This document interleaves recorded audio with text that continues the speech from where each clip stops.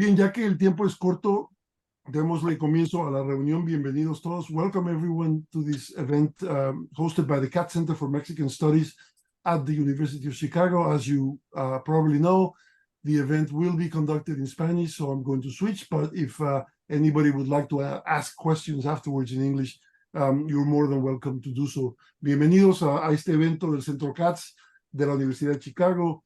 Es la primera sesión de un seminario dedicado a explorar desde perspectivas diferentes y seguramente contrastantes la naturaleza de los cambios que se han dado en México en los últimos 6 años. Hemos invitado a un muy distinguido grupo de analistas, investigadores, académicos, etcétera, para que nos acompañen cada martes con sus perspectivas y esperamos entonces que ustedes en la audiencia participen y puedan escuchar los diferentes análisis que cada uno va a contribuir. Nos honra el día de hoy inaugurar este seminario con la presencia de un viejo amigo de esta universidad y seguramente conocido de muchos de ustedes, Armando Bartra. Siempre se dice de alguna gente que no requieren introducción, ciertamente ese es el caso de Armando. No voy a dedicar el tiempo que no tenemos para leer su amplio currículo. Escritor, investigador, académico, autor de docenas de libros, profesor investigador en la Universidad Autónoma Metropolitana. Estudioso y también activista en cuestiones en particular que tienen que ver con el campo mexicano y muy recientemente y de suma importancia creo también para su participación el día de hoy, miembro del Comité Ejecutivo del Consejo Nacional de Evaluación de la Política de Desarrollo Social del Gobierno mexicano. Armando Bartra nos presentará sus puntos de vista por los primeros 30-35 minutos y luego tendremos tiempo para sus preguntas. Sin más, pues, le damos la bienvenida de regreso, aunque esta vez virtualmente, a la Universidad de Chicago, a nuestro amigo y colega Armando Bartra. Armando. Muy buenas tardes, noches, quizás.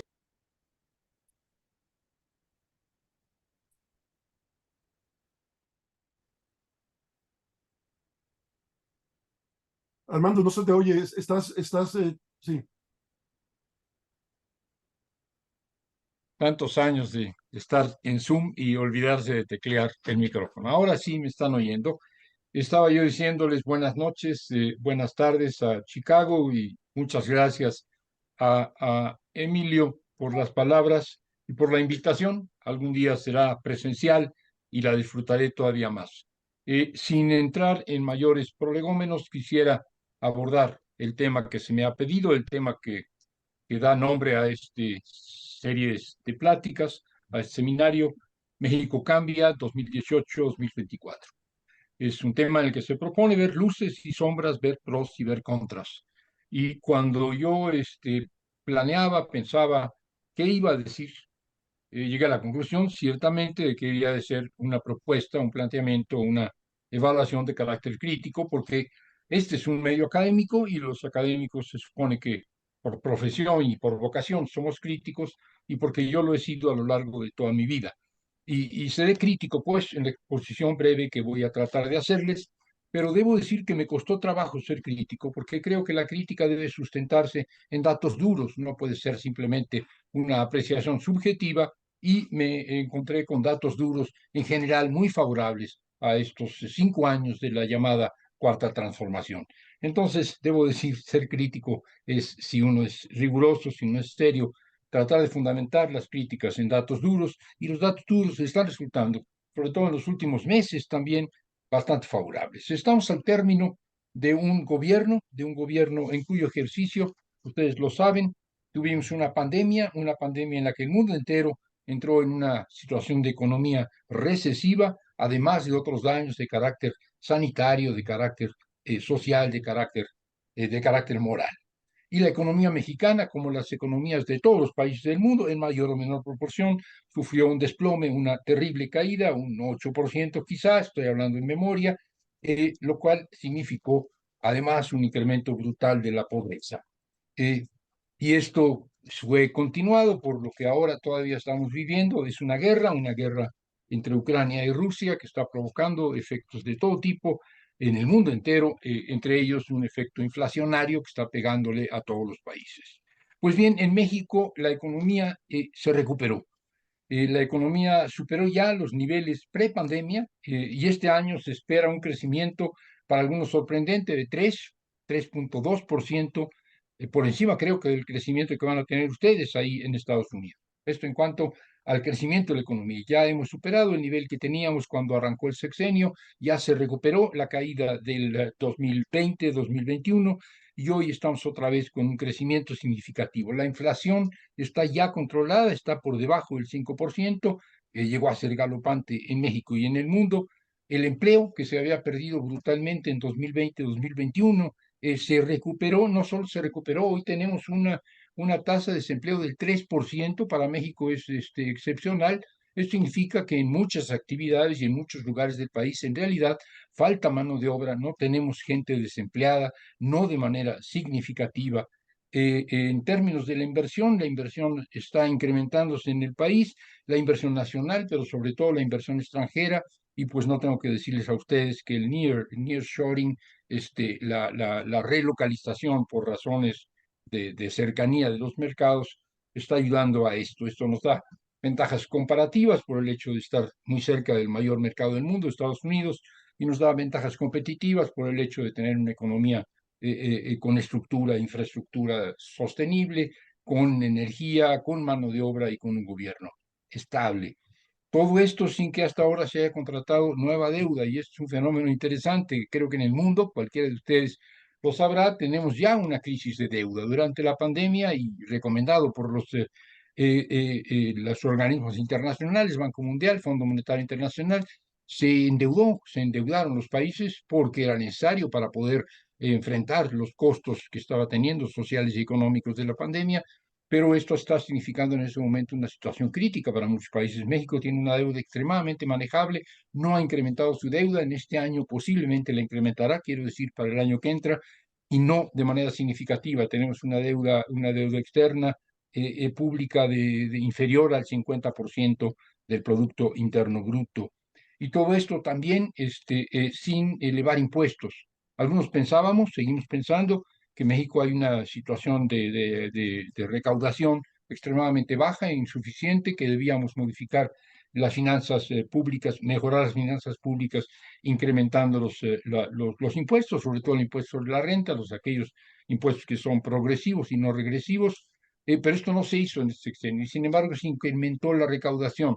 El milagro de incrementar la recaudación sin incrementar los impuestos es que los impuestos que no se habían pagado se cobraron. Ciertamente esto no puede seguir indefinidamente. Si queremos más recaudación hay que elevar los impuestos, pero sin embargo este sexenio no hubo elevación de impuestos y obviamente no lo sabrá en el año que sigue.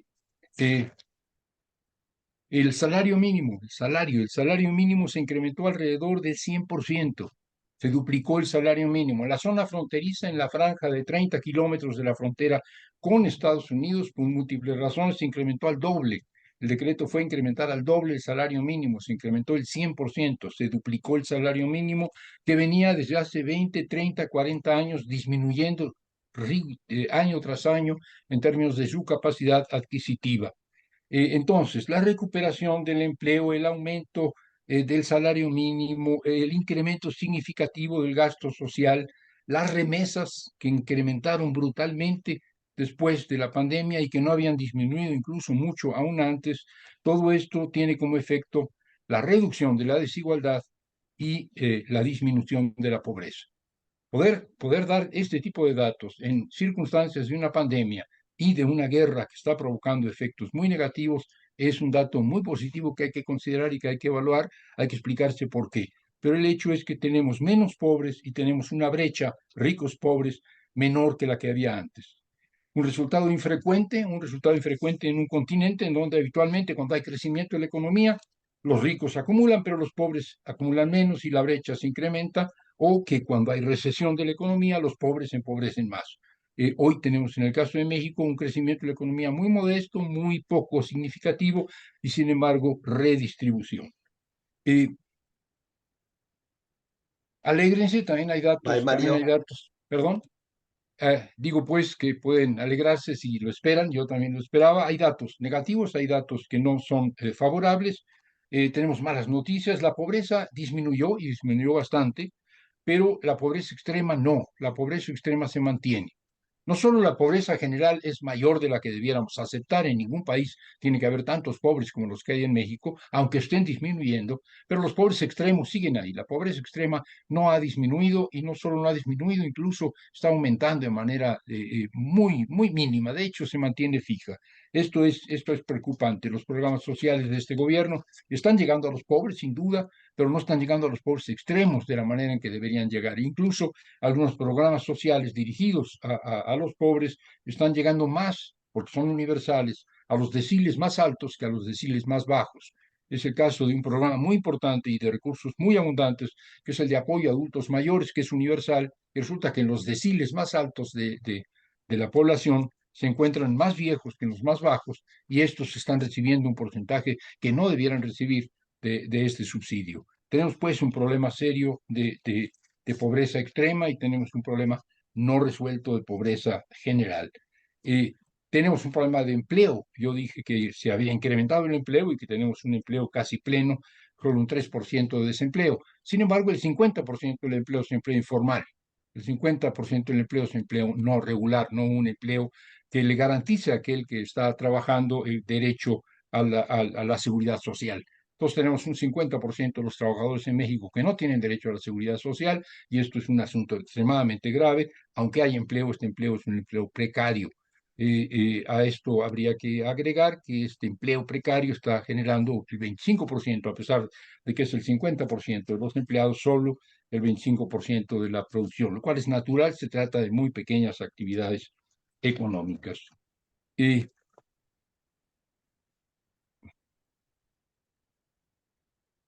si pasamos de los indicadores económicos a los indicadores o económicos y sociales, a los indicadores políticos, pues también resulta que las cuentas que entrega este primer sexenio de la Cuarta Transformación son en general buenas, y yo diría incluso muy buenas. El partido gobernante, el Movimiento de Regeneración Nacional, en realidad el nombre formal es Morena, no Movimiento de Regeneración Nacional. Este partido se formó 4 años antes de la elección de 1918, se formó en 14. Y en 4 años de existencia, el partido logró 30 millones de votos y logró el 53% del porcentaje total de la votación en la elección presidencial. Es una suerte de milagro político, es un fenómeno poco frecuente que un partido muy joven, un partido con 4 años, logre llevarse la presidencia con el 53%, buena parte de los gobiernos estatales, de los gobiernos municipales, mayoría en el Senado, mayoría en la Cámara de Diputados, mayoría mínima, no mayoría calificada, y en algunas de las cámaras de diputados también locales.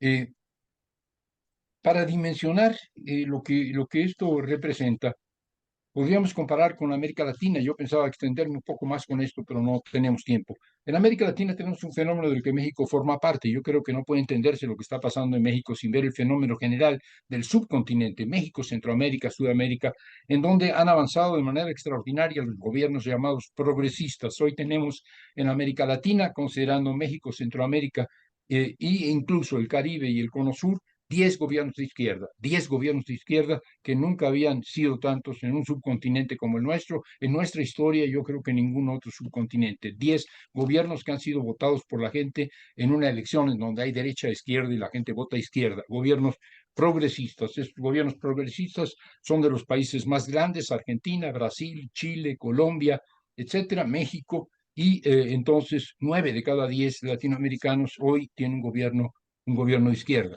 Pues bien, estos gobiernos de izquierda, igual que el gobierno mexicano, tienen dificultades, pero tiene menos dificultades el gobierno de México.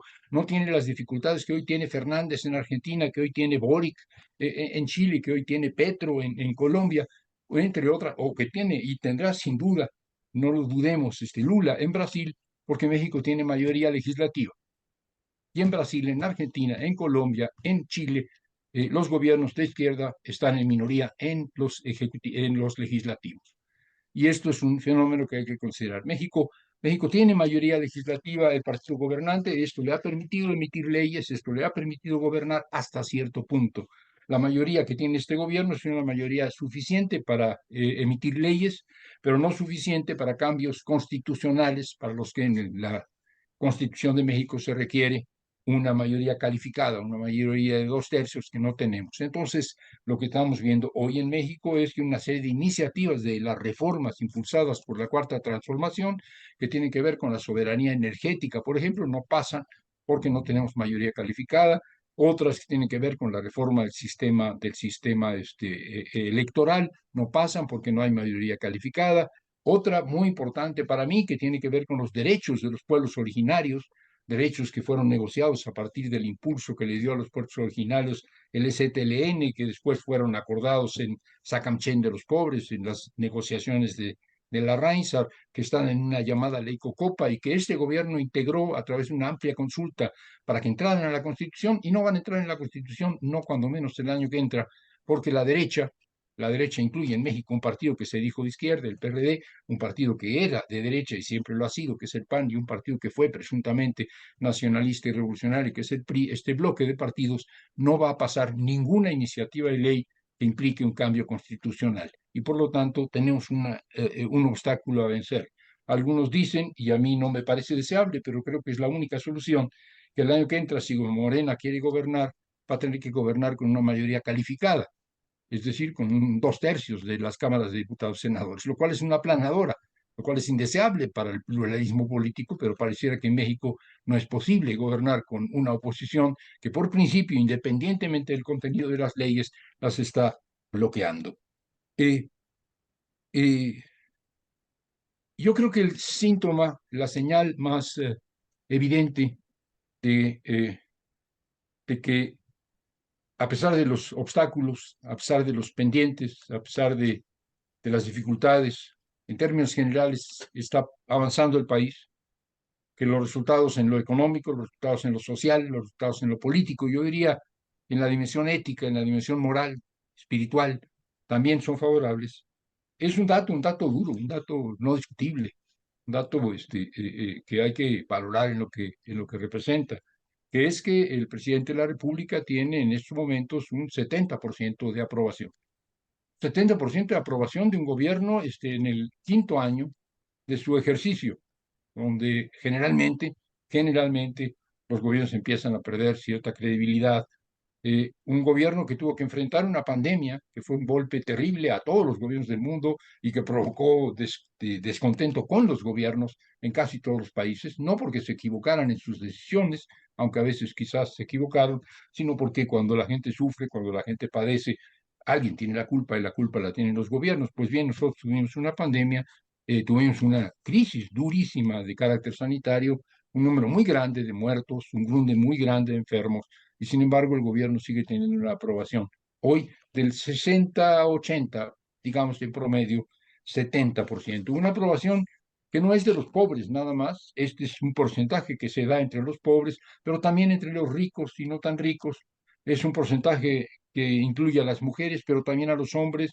Es un porcentaje que se cumple en los ricos, perdón, en los jóvenes, pero también en los viejos. Es un porcentaje que más o menos es igual en las ciudades que en el campo. El 70% de las mexicanas, los mexicanos, los jóvenes, los viejos, los ricos, los pobres, los urbanos y los rurales, en principio, están de acuerdo con López Obrador. Es un fenómeno interesante, es un fenómeno que habría que tratar de interpretar. Está en primero o segundo lugar cuando se hacen listas de aprobación de gobiernos en la escala planetaria. Y repito esto en un quinto año de gobierno, después de una pandemia, durante una guerra, con un poder judicial corrupto y politizado. No lo dije, hay que decirlo. El problema de gobernar en un país como México y en cualquier país de América Latina, desde posturas reformistas, desde posturas socialdemócratas, desde posturas de izquierda, el problema de gobernar es que te topas con poderes fácticos, que te topas con grupos económicos muy poderosos, con una que fue oligarquía y que no quiere dejar de serlo, quiere seguir siendo oligarquía, gobernar a nombre de sus intereses, pero te topas también con otros factores que son factores muy reales de gobierno, y es el Poder Judicial. El Poder Judicial en el subcontinente es un Poder Judicial muy conservador, es un Poder Judicial muy reaccionario, es un Poder Judicial que representa los intereses de la derecha, por sus características, por la edad de los jueces y magistrados, por múltiples razones. Quizás la excepción es Colombia, en donde hay un mundo del derecho, un mundo de lo judicial más o menos progresista, pero creo que es la excepción. En el resto del subcontinente y en México no es la excepción. Tenemos un poder judicial que está bloqueando las iniciativas, que está amparando a aquellos que se ven afectados por leyes que pretenden mejorar las circunstancias de las mayorías. Tenemos un poder judicial que, por ejemplo, hoy está deteniendo la distribución de libros de texto gratuitos. Quizás ustedes, si se interesan por México, habrán escuchado que hay una reforma educativa que continúa otra reforma que hubo al inicio del sexenio. Esta reforma del inicio del sexenio simplemente le reconocía a los trabajadores de la educación, a los maestros, sus derechos, y echaba para atrás una serie de normas que habían incorporado los gobiernos neoliberales, concretamente el de Peña Nieto. Pero esta no era más que una reforma, diríamos, para hacer justicia laboral. Ahora se hizo una nueva reforma, una reforma que afecta a planes de estudio, una reforma que incluye libros de texto gratuitos, una reforma de la filosofía educativa que se llama la nueva escuela mexicana. Esto puede ser visto bien o puede ser visto mal. El tema no es que la derecha le guste o no le guste, sino que la derecha está quemando los libros de texto gratuitos en las plazas públicas, y que los magistrados, que la Suprema Corte de Justicia está amparando a los gobiernos estatales que no quieren distribuir el libro de texto gratuito. Y el argumento para no distribuir el libro de texto gratuito son mentiras absolutas y totales, que el libro de texto gratuito quiere volver comunistas a todos los niños y niñas de este país, que el libro de texto gratuito quiere transformar a los varones en homosexuales y a las mujeres en lesbianas, que el libro de texto gratuito les quiere cortar sus órganos sexuales a aquellos niños que han nacido varones, que el libro de texto gratuito es una aberración. Esto es completamente falso. Estos que dicen tales cosas no los han leído, pero el tema es que la Suprema Corte ampara a los gobiernos que no lo quieren distribuir, y ciertos activistas queman libros de texto gratuitos en la calle. Digo esto porque es una reforma que no ha pasado todavía porque están amparándose, pero es una reforma que tiene que ver con algo muy generoso, con algo que podría discutirse, pero discutirse en términos racionales, y que está despertando reacciones propias de la Edad Media. Quemar libros en las plazas es propio de la Edad Media o del fascismo. Y entonces hay dificultades, entonces hay tropiezos, hay cosas que habrá que vencer. De todos modos, el resultado creo es extremadamente favorable, y yo no tengo por qué argumentar más en negativo.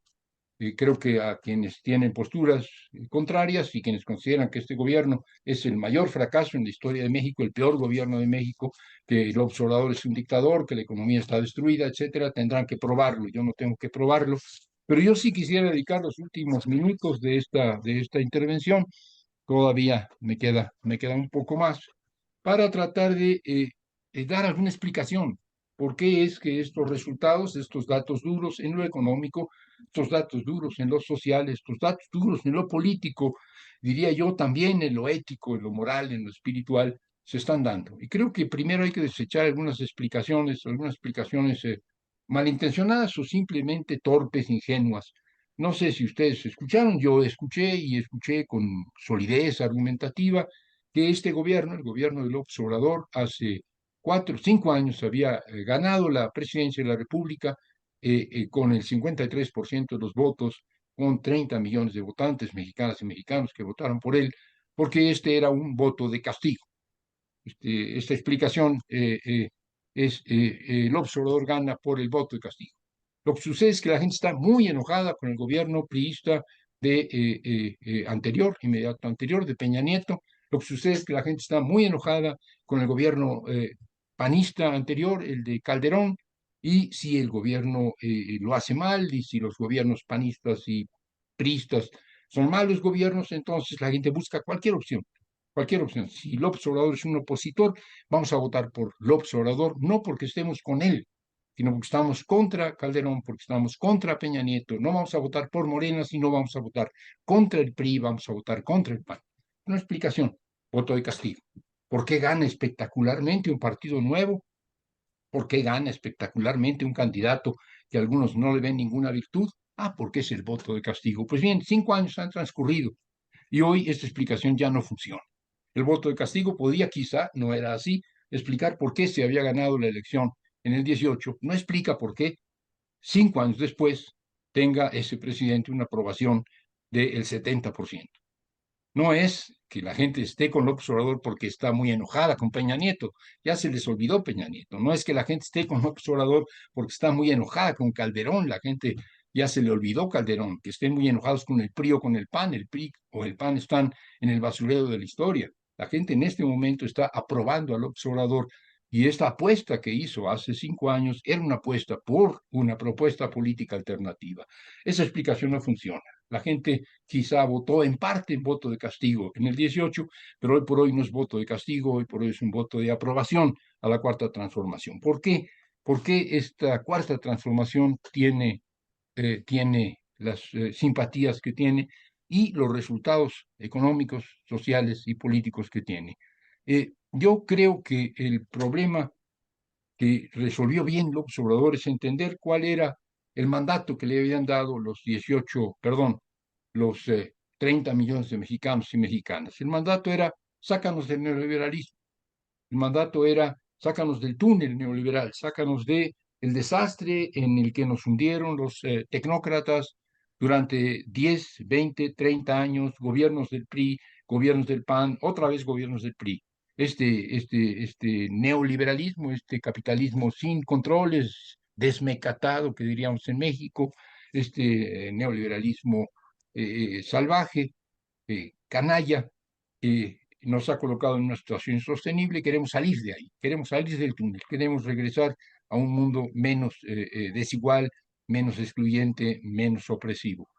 No el anticapitalismo, no el acabar con la propiedad privada, no el eliminar la economía de mercado, no el suprimir las transnacionales, no, simple y llanamente salir de esta modalidad particularmente salvaje del capitalismo que hemos llamado neoliberalismo. Y eso fue lo que hizo el presidente. ¿Cómo explicar el por qué este cambio de paradigma es un cambio real en México? Un cambio de paradigma, no quiero con esto decir que la economía mexicana ya dejó atrás el neoliberalismo.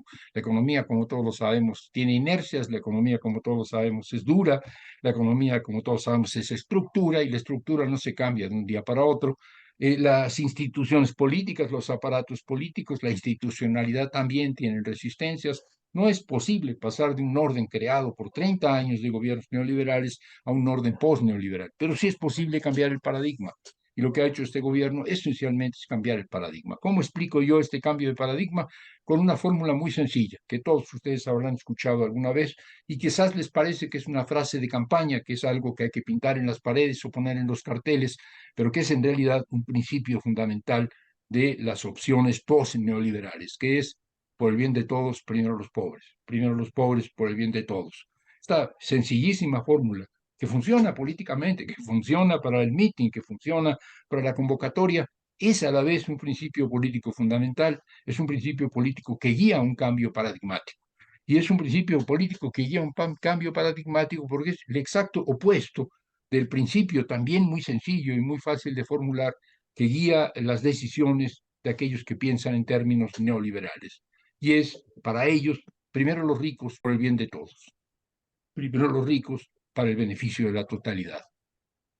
Por el bien de todos, primero los ricos, porque si hay acumulación habrá derrama, porque si hay acumulación habrá empleo, porque si los ricos se hacen más ricos también les tocará a los pobres, porque la sociedad es como una fuente, esa metáfora ha sido muy repetida y muy socorrida, y la parte de arriba se llena, va a gotear hasta la parte de en medio, las clases medias, y finalmente llegará a las clases populares, porque la riqueza se derrama.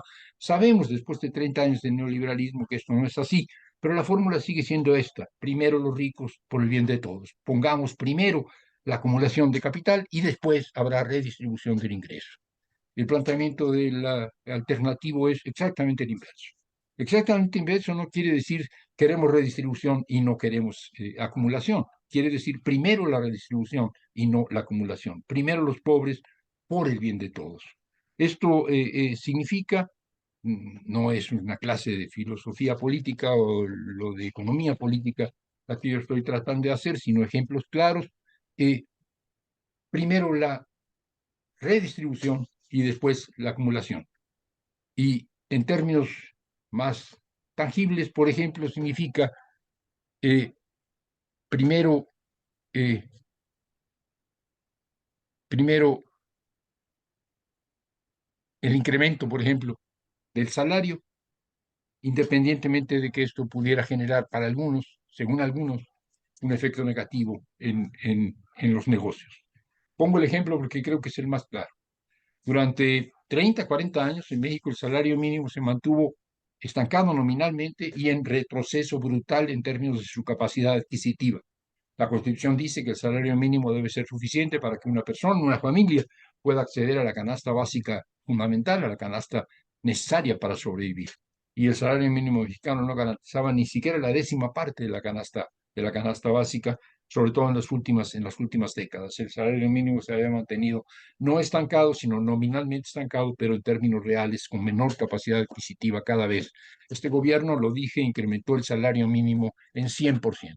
¿Por qué no se incrementaba el salario mínimo en décadas y décadas y décadas? La argumentación, ustedes la habrán escuchado muy posiblemente, no se incrementaba el salario mínimo, decían, porque si incrementamos el salario mínimo va a haber inflación. El incremento de los salarios es inflacionario y la inflación se come los incrementos de los salarios. Entonces, no te incrementamos el salario, trabajador, por tu bien, porque si te incrementamos el salario, va a haber inflación. Si hay inflación, los productos van a ser más caros y entonces tú en realidad vas a ganar menos y no vas a ganar más. Por lo tanto, no aumentamos tu salario mínimo. Tampoco aumentamos tu salario mínimo porque con esto vamos a desalentar la inversión. Si le decimos al inversionista que va a tener que pagar más por el salario, el inversionista se va a desalentar y no va a invertir y por lo tanto no vas a tener empleo, aunque el salario sea mejor. Entonces, por tu bien, no aumentan los salarios. Es un engaño, pero sin embargo es un engaño que funcionó por décadas. Se incrementa al doble el salario mínimo y dos veces en la frontera y sin embargo no hay un efecto inflacionario, no hay ningún efecto inflacionario del incremento del salario mínimo. Y contra lo que algunos pensaban, los empresarios no protestan. Y no solo no protestan, sino que muchos de ellos celebran el incremento del salario mínimo, porque evidentemente el salario mínimo implica un ingreso mayor de la población y por lo tanto una mejora, una ampliación del mercado interno. Y los empresarios, no todos, pero una buena parte de ellos están interesados en la capacidad adquisitiva de los trabajadores, porque este es el mercado al que destinan sus productos. Expansión del mercado interno gracias al incremento del salario, beneficio para los trabajadores, ciertamente, porque ganan más, beneficio para los trabajadores porque no incrementas la inflación y tampoco es pérdida para los empresarios porque ellos ven un mercado incrementado y tienen más facilidad para vender sus mercancías. Por el bien de todos, primero los pobres, pongamos primero por delante a los pobres, elevemos el salario mínimo y el efecto va a ser redistributivo también para los ricos. Yo creo que es un ejemplo, nada más y no el único. Otros y rápidos, qué sé yo, eh, eh, priorizar el trabajo sobre el capital significa que este gobierno empieza con una reforma a a la ley federal del trabajo que le da libertad a los trabajadores para elegir a sus sindicatos, que le da libertad a los trabajadores para cambiar a sus sindicatos, para validar o no validar sus contratos colectivos, cosa que no existía antes. Había un sistema corporativo, hay un sistema de sindicatos blancos o de sindicatos charros, como lo decíamos en México, que es modificado, que es golpeado severamente por un cambio en la ley. Hay que darle derechos o hay que reconocerles sus derechos a los trabajadores. Y después, en los tiempos de la pandemia, una modificación del, del outsourcing que permitía que los empresarios externalizaran sus relaciones laborales, no pagaran impuestos, no hubiera contratos colectivos. Es decir, es poner por delante el trabajo. ¿Esto es malo para el capital? De ninguna manera es malo para el capital. Primero los pobres significa, por ejemplo, poner por delante al campo, la agricultura y la soberanía alimentaria y no decir que el país progresa porque aumenta su industria, porque crecen los servicios, porque crecen las ciudades. El crecimiento del urbano, el crecimiento de lo industrial, el crecimiento de los servicios no es el indicador del crecimiento. Si tenemos un campo cada vez más deteriorado, si tenemos una agricultura cada vez más depauperada, si tenemos una población rural cada vez más pobre. Hay que poner por delante la agricultura, hay que poner por delante a los trabajadores del campo, hay que poner por delante la soberanía alimentaria. En el caso de México se planteó la autosuficiencia alimentaria. Esto significa que hay que darle prioridad al campo y a la agricultura y no solo como en los gobiernos neoliberales a la agroexportación. Alguien me va a decir, y con toda razón, la agroexportación es fundamental para México en este momento, sin duda lo es, México es el 10º país en importancia en exportaciones agroalimentarias, no solo agrícolas, sino agroalimentarias, es decir, productos procesados. México es el 10º país del mundo, es muy importante en términos de divisas, en términos de ingresos, lo que reporta la exportación del tequila, la exportación de la cerveza, la exportación de las berries, la exportación del aguacate, la exportación del jitomate. Qué bien que somos un país agroexportador importante que genera divisas esta agroexportación. Lamentablemente es una exportación ambientalmente bastante predadora, hay que corregir esto, y es una agroexportación laboralmente muy depredadora, que explota hasta la ignominia y además contamina a los jornaleros agrícolas, pero no se trata de destruir la agroexportación de este país para nada, pero sí se trata de compensar lo que se había destruido, es decir, la producción para el mercado interno y la producción de alimentos. No puede ser que México esté importando el 50% de lo que consume en términos de básicos. Está importando el 30 o 40% del maíz, está importando una proporción mucho mayor del trigo, está importando una proporción de casi el 80% del arroz, mucho menos del frijol. Es decir, México está exportando más ahora incluso que hace 5 años, porque esto no se remonta en poco tiempo y porque, entre otras cosas, tenemos precios crecientes de los alimentos. Una última cuestión. eh, Primero los pobres significa no mirar solo al norte, no mirar solo a la integración con el primer mundo, no mirar solo al Tratado de Libre Comercio de América del Norte. Tenemos 3.200 kilómetros de frontera con ustedes, con Estados Unidos.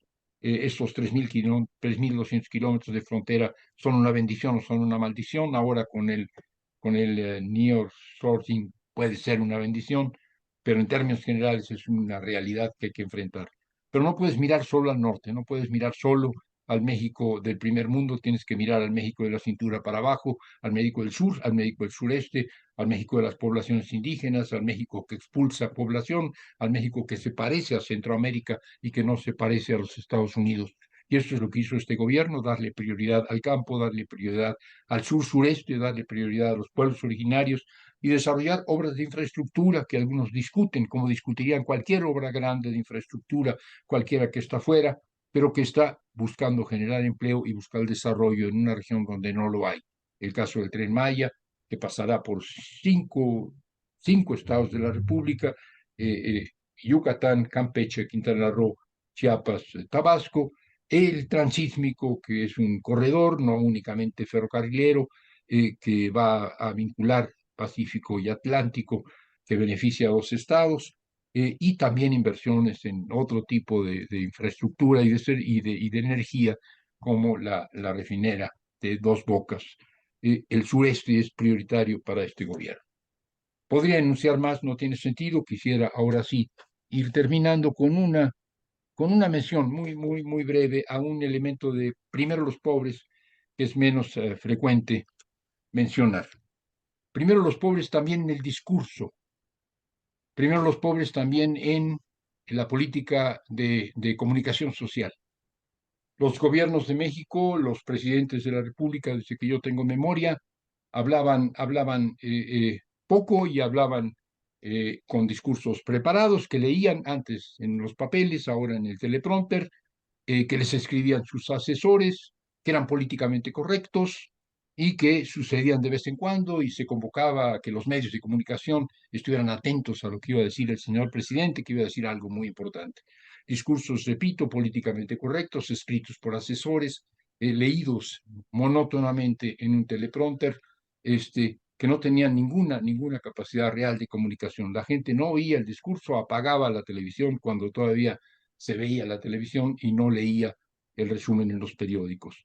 López Obrador no habla de vez en cuando, no habla con un guión preparado, no habla con lecturas del teleprompter que no tiene, sino que habla todos los días, 2 horas, a veces 3 horas, todos los días de la semana, 5 días a la semana, y habla también los fines de semana, sábados y domingos, que habitualmente recorre el país y habla directamente cuerpo a cuerpo con la gente. Esto es una política de comunicación. Y esto, aunque pudiera pensarse de otra manera, es decir, primero los pobres. Primero hay que comunicarse con los pobres, primero hay que comunicarse con las mayorías, primero hay que hablar con un lenguaje que la gente entienda. Ese lenguaje es un lenguaje coloquial, no hay que avergonzarse de utilizar un lenguaje coloquial. El lenguaje políticamente correcto o el lenguaje académico o la neolalia de los políticos son buenos para los políticos, son buenos para la academia, pero no para una comunicación que pretende poner al presidente en relación con las mayorías de la población. Primero los pobres es hablar claro, es hablar ciertamente mucho, es a veces equivocarse, es utilizar a veces con imprecisión los datos. Esto es así porque así es el lenguaje coloquial. Yo hoy dije muchas barbaridades porque estoy tratando de comunicarme de verdad, de manera espontánea con ustedes. Y este presidente ha logrado algo que es un fenómeno inconcebible en otros lugares. Quizás Chávez en algún momento, que era también muy buen comunicador, Chávez en Venezuela, y es el comunicar con la gente a través de un discurso cotidiano, a través de un discurso fácil de entender, a través de un discurso en el que se ve que le está diciendo lo que piensa, que está diciendo lo que siente, que es auténtico, que se divierte o se enoja. Es un comunicador que ha elegido hablar con la gente. Y es un gobierno que ha elegido poner por delante a la gente, es un gobierno que ha elegido poner por delante a los pobres por el bien de todos. Y es por esas razones que es un gobierno que tiene el 70% de aprobación a los 5 años de ejercicio. Gracias.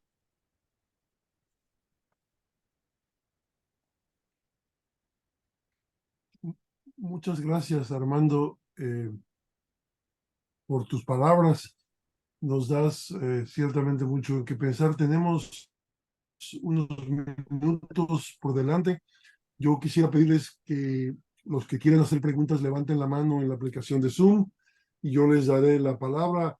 Lo que sí les suplico, de hecho les pido, es que limiten sus comentarios fundamentalmente a preguntas para darle oportunidad, primero a Armando a que conteste y segundo a otros que puedan también tener preguntas a que las hagan. Entonces, preguntas directas, preferiblemente breves, serán muy agradecidas.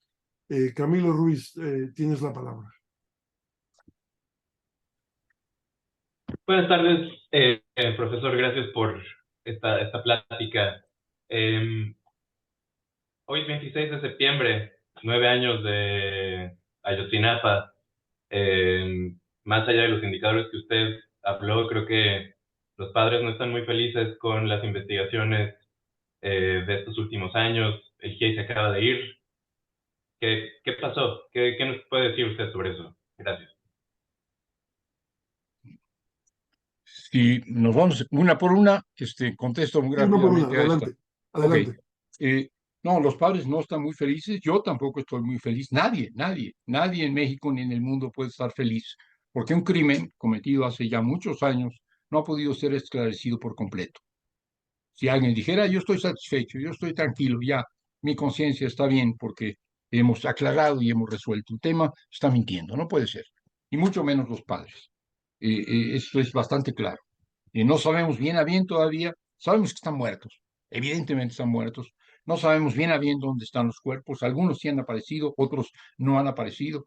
Sabemos quiénes son directamente responsables, quiénes participaron en el asesinato, pero no sabemos quiénes los indujeron y quiénes también participaron. Sabemos que el ejército fue cómplice, hay 14 soldados, entre ellos 2 generales en la cárcel, hay investigación sobre otros militares, hay un fiscal que está en la cárcel. Lo que yo creo es que en los años de este gobierno las investigaciones han avanzado. La llamada verdad histórica, la verdad que construyeron los gobiernos que tenían que haber aclarado el crimen porque ocurrió durante su ejercicio, inventaron una explicación falsa. Esta explicación falsa se abandonó, esta explicación falsa se derrumbó, esta explicación falsa se demostró falsa y se está buscando la explicación completa. Pasan los años y no se acaba de aclarar, sí, pasan los años y no se acaba de aclarar. Si pasaron algunos años en donde se pudieron acumular mentiras y se pudieron ocultar datos, pues será todavía prolongado acabar de aclarar lo que ocurrió. Que los padres no estén satisfechos, yo tampoco lo estoy. Creo, y lo ha dicho repetidamente, no tengo por qué no creerle, que tampoco el señor presidente está satisfecho. Y puede haber discrepancias, los padres dicen el ejército oculta información. El presidente dice el ejército no oculta información.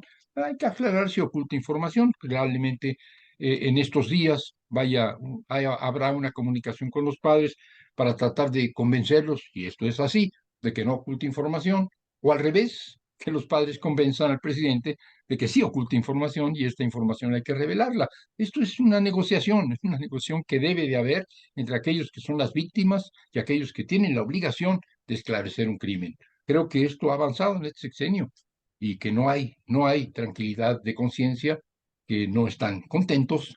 Yo tampoco estoy contento, nadie puede estarlo, pero estaría mucho más enojado si tuviéramos un gobierno del PRI o tuviéramos un gobierno del PAN, en donde la verdad histórica se habría mantenido a viento, contra viento y marea. Gracias. Aprovecho para hacerte una pregunta yo, Armando. Claro, Um, para una persona como tú, con una larga y conocida trayectoria en la izquierda, en movimientos sociales, en investigación, etcétera, a ver, ¿qué reacción te merece el crecimiento enorme del poder militar en México en los últimos 6 años? O sea, no lo caracterizo, dejo que tú lo respondas, pero sin duda, en cierta medida, en ciertas áreas, las agencias militares se han convertido en la espina dorsal de ciertas actividades gubernamentales. Hace 20 años, 10 años, en otros países del mundo, en América Latina, ciertamente por su historia, eso daría pavor. Y sin embargo, el presidente López Obrador, que cuando era candidato de opositor criticó acérrimamente siempre al ejército y prometió que lo iba a mandar a los cuarteles, le ha dado ahora un papel protagónico. Para alguien que está ahí, para alguien que tiene esa trayectoria, ¿qué reacción merece esto? ¿Cómo lo explicas, cómo lo entiendes, cómo lo comentas? sí. ¿Alguien me podría probar que en este sexenio los crímenes cometidos por el ejército han aumentado? Yo creo que no. Que en este sexenio las denuncias por la arbitrariedad militar han crecido, creo que no. En este sexenio hay fenómenos como el hecho de que en un enfrentamiento entre un grupo de delincuentes y el ejército mueran 14 delincuentes y nadie del ejército se ha herido, y además entre estos delincuentes que mueren hay una niña de 14 años. Esto no ha vuelto a ocurrir. No ha vuelto a ocurrir fenómenos como Ayotzinapa, no han vuelto a ocurrir fenómenos de este tipo. En ese sentido, teníamos que decir, cuando menos, que en este sexenio el ejército no es genocida, que en otros lugares de América Latina lo ha sido por muchos años, que en México lo fue en algunas ocasiones y de manera muy frecuente. Pero que el ejército ciertamente está ocupando espacios en tanto que una fuerza, no por su capacidad de fuego, sino por su capacidad constructiva y de control mucho mayor de la que uno hubiera esperado. Yo ciertamente no esperaba que el ejército construyera eh, vías de ferrocarril, yo no esperaba que el ejército construyera refinerías, yo no pensaba que el ejército iba qué sé yo, a controlar los puertos, pero estas son funciones civiles, claramente, son funciones que está cumpliendo un cuerpo militar, ciertamente, pero no son funciones en el ejercicio de la fuerza pública. Yo creo que militarización es el uso de la fuerza pública para reprimir, para gobernar. Y México no se está usando la fuerza pública para reprimir o para gobernar. El hecho de que tengamos una policía con características militarizadas, la Guardia Nacional, es indeseable. Yo quisiera una policía menos cercana al ejército, quisiera que la gente de la Guardia Militar no viniera del ejército, pero no era posible formar, capacitar policías que sustituyeran a los corruptos e inútiles policías del gobierno de Peña Nieto o del gobierno de Calderón si no era con el ejército. La cuestión que yo digo es, tenemos un ejército que ocupa espacios que no son espacios que habitualmente ocupara, pero que son espacios que tienen que ver con la infraestructura, con la construcción, con la seguridad de los puertos y no con la represión a la población. Es un gobierno en el sentido de la política que ha hecho una política desmilitarizada, y sin embargo una intervención importante del ejército en la economía. Habría que evaluar. Hubiera sido preferible que fuera Slim el que construyera el Tren Maya, sería preferible que fueran civiles seguramente corruptos los que manejaran los puertos. No lo sé. Yo no quisiera que fuera el ejército, pero creo que el ejército está sustituyendo en este momento instancias que no existen, Vamos a ver qué pasa en el próximo sexenio. Yo creo que en el próximo sexenio el ejército va a seguir manteniendo ciertas funciones, porque esto garantiza que no se van a privatizar, pero que no va a seguir ocupando nuevas. En todo caso, es diferente que el ejército asuma tareas y trabajos constructivos, que el ejército salga de los cuarteles para construir puentes, que el ejército salga de los cuarteles para construir refinerías, que el ejército salga de los cuarteles para construir trenes, que el ejército salga para los cuarteles para vigilar puertos y no que el ejército salga para los cuarteles para reprimir movimientos, para reprimir manifestaciones, para matar campesinos, para matar obreros, para matar estudiantes. El ejército en este sexenio no ha salido a las calles para matar obreros, campesinos, estudiantes, indígenas. El ejército ha salido para construir puentes, para construir presas, para construir refinerías. No necesariamente es lo deseable, pero sin embargo, de ninguna manera es lo que llamamos habitualmente militarización. Bien, gracias. ¿Otras preguntas? Juan Wilson, adelante, tienes la palabra. Bueno, Profesor Bartra, muchas gracias por la charla. Perdona que insista sobre el tema del ejército, pero en su respuesta, la parte que no logro entender es que hace una distinción entre un ejército genocida del pasado y el ejército hoy, pero la pregunta es cuánto ha cambiado realmente ese ejército, o sea, en qué medida AMLO ha intervenido ese ejército para descabezarlo, modificar quiénes son sus miembros. Salvador Cienfuegos, a quien el propio AMLO se encargó de traer de vuelta a México, era un tipo que ha estado involucrado en todos los gobiernos anteriores y es parte de ese mismo ejército genocida del que está hablando ahora. Entonces, ¿qué asegura que ese ejército hoy es un ejército que no va a incurrir a los mismos actos de represión del pasado si sigue siendo los mismos personeros los que están ahí presentes? Es decir, no se ha descabezado su institución ni se ha reformado internamente. ¿Cómo hacemos esa distinción entre los dos, entre el ejército hoy y el que estaba hace 6 años atrás? la única forma de que un ejército que ha realizado acciones genocidas al servicio de gobiernos genocidas deje de realizar acciones genocidas es que un gobierno no genocida controle a ese ejército. Yo quisiera un mundo sin ejército. Yo quisiera un México sin ejército.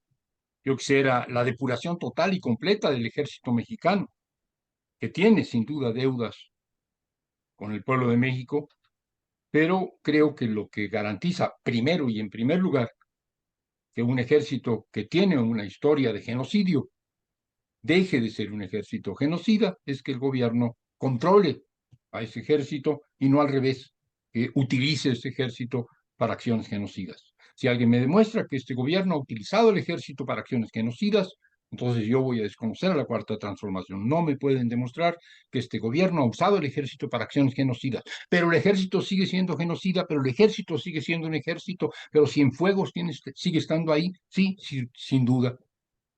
Es posible reformar, es posible descabezar, dices, descabezar, eliminar, suprimir, depurar, dejar al ejército limpio de restos genocidas y entonces tener un ejército confiable.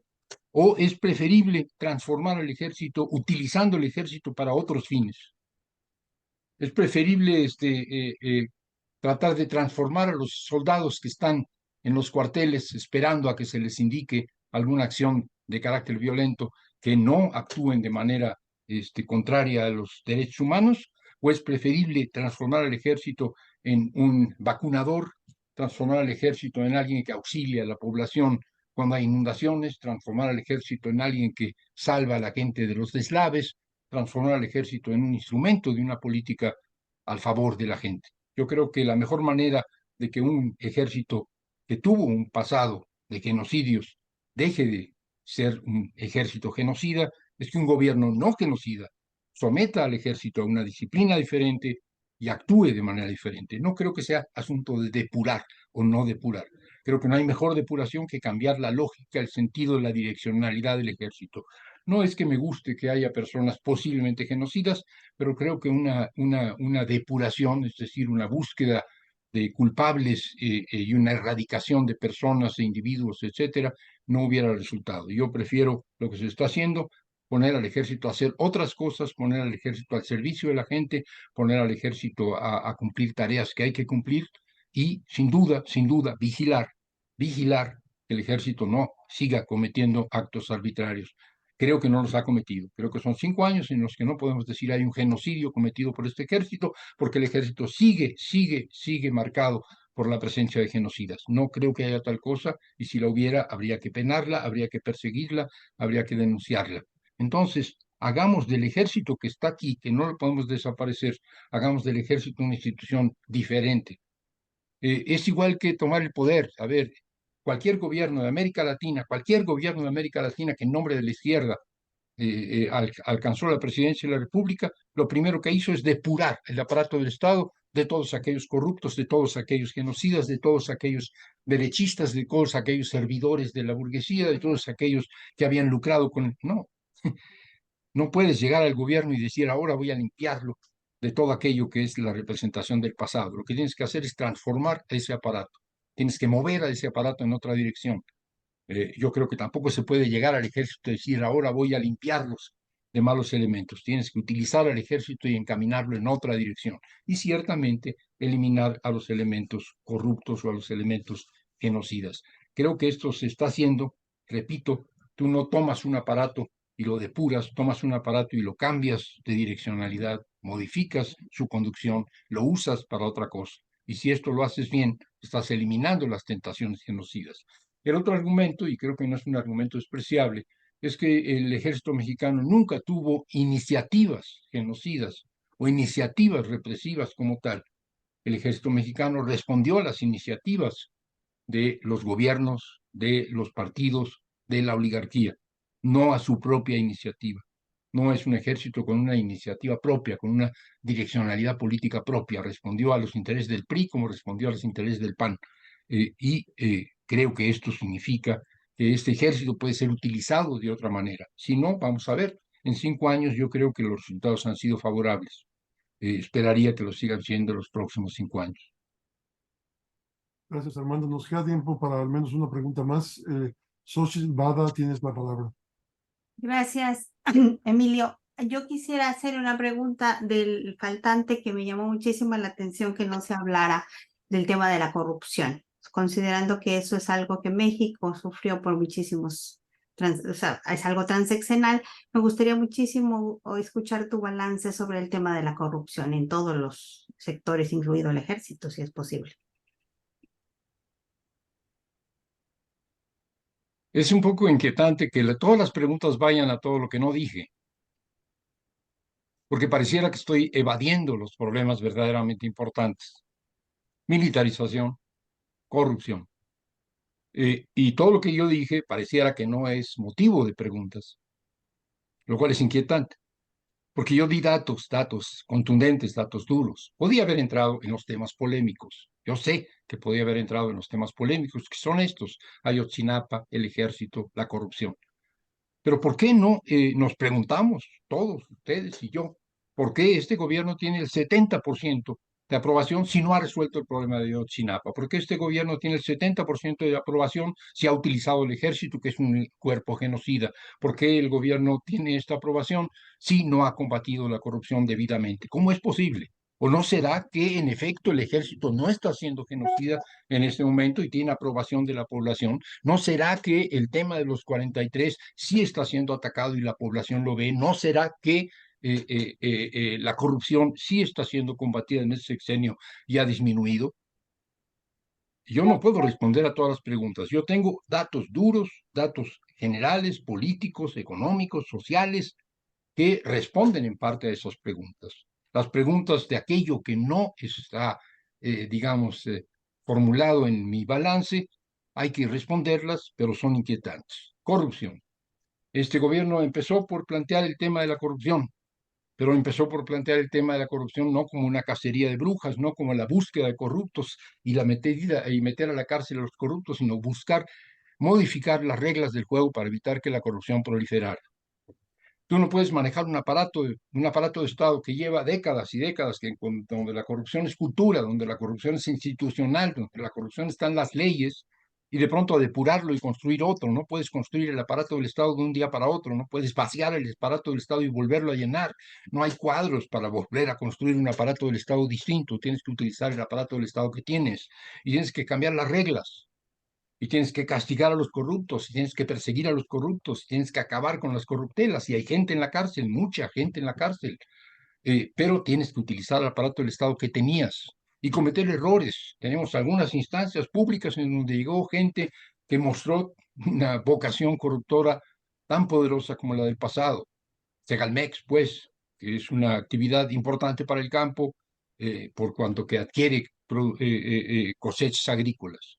Tenemos corrupción nueva, corrupción en la que se incurrió en este sexenio, pero este sexenio ha evitado en la medida de lo posible con el aparato de Estado que se tenía, la intensidad de la corrupción. ¿Y por qué? ¿Por qué dije yo, por ejemplo, y nadie me pregunta esto? ¿Por qué dije yo que se había incrementado la recaudación fiscal, sin embargo no había aumentado los impuestos? Porque se redujo la corrupción. Los cientos de miles de millones de pesos que se recaudaron adicionalmente sin incrementar los impuestos se deben a que no se estaban pagando, se estaban condonando, se estaban ocultando las deudas fiscales. Las deudas fiscales se pagaron, eso era corrupción, esa corrupción se eliminó, se generaron ingresos para el Estado. ¿Dónde está la corrupción que no se atacó? ¿Dónde está la corrupción que no se persiguió? Si yo sé dónde está la corrupción que no se persiguió, dónde está la corrupción importante que no se atacó, habrá que señalarlo. Pero no tiene mucho sentido hablar en genérico de la corrupción si no se señalan casos específicos. Y creo que este gobierno, si algo ha hecho, es combatir corrupción, meter a la cárcel corruptos y sobre todo modificar las reglas del juego, modificar las formas de operar de modo que reduzcas las posibilidades de la corrupción, modificar los términos que hacen posible la corrupción. Esto es en general, esto es en el conjunto de la actividad económica y política. Que sigue habiendo corrupción, sin duda, y seguirá habiéndola por mucho tiempo, pero no es este gobierno el que la está generando. Y no veo cómo, la verdad, suprimir la corrupción de un día para otro. Dije al principio, el neoliberalismo está en las estructuras, el neoliberalismo está en las estructuras económicas, el neoliberalismo está en el sistema político, el neoliberalismo está en las instituciones, el neoliberalismo está en las escuelas, el neoliberalismo está en los periódicos, el neoliberalismo está en el sistema jurídico, y hay que eliminarlo progresiva y gradualmente. Me podrían decir ustedes, no me lo han dicho porque esto es un asunto de la izquierda, ¿por qué no se ha combatido la corrupción en el sistema jurídico mexicano, entre los jueces? Pues sí, se está combatiendo, por ejemplo.